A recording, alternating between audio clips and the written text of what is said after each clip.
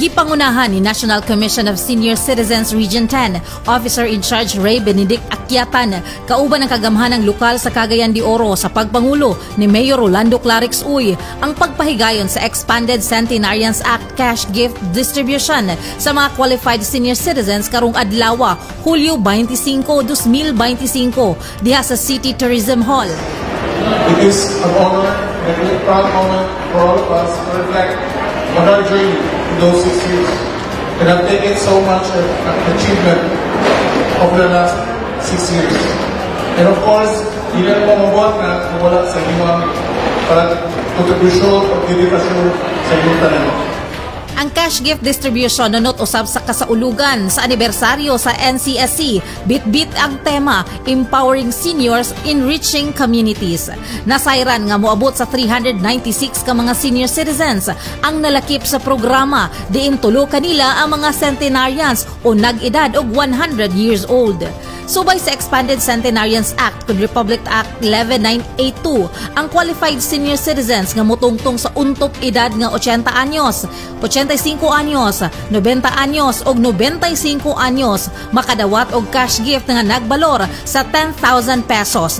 Samtang ang makatungtong usab sa 100 years old makadawat og cash gift nga 100,000 pesos.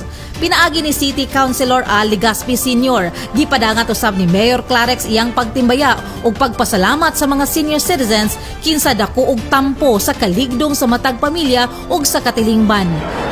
Ang atong kinamot halando buutan na mayo nagpaabot sa iyang kinasintasing na pagtimbaya kanatong tanan o nagpaabot usab sa iyang mainiton na pahalipay nini karon nga pagsilibrar sa ika-unong katuig sa National Commission of Senior Citizens. Malipayong anibersaryo o makuhay ang National Commission of Senior Citizens, makuhay ang atong mga ginikanan, mga senior citizens. Daghan kayong salamat o ang Ginoo makauban kanato sa kanunay. Dako usab ang pagpasalamat ni Office for Senior Citizens Affairs Head Douglas Dabatian sa lain na usab nga higayon nga mapasidunggan ug mapahalipayan ang mga senior citizens pinaagi sa programa. Dili lamang usa ka seremonya kini, apan usa ka timaan sa pagpasidungog o pag-ila sa dakong kontribusyon o kinabuhi nga gigahim sa atong mga ginikanan o kategoranan.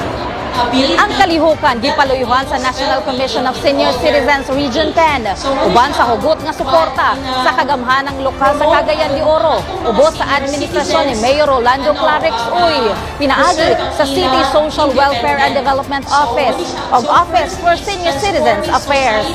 Kauban sa kamera, June Cañete, kini si Archie Pagayaman alang sa City Hall News Updates.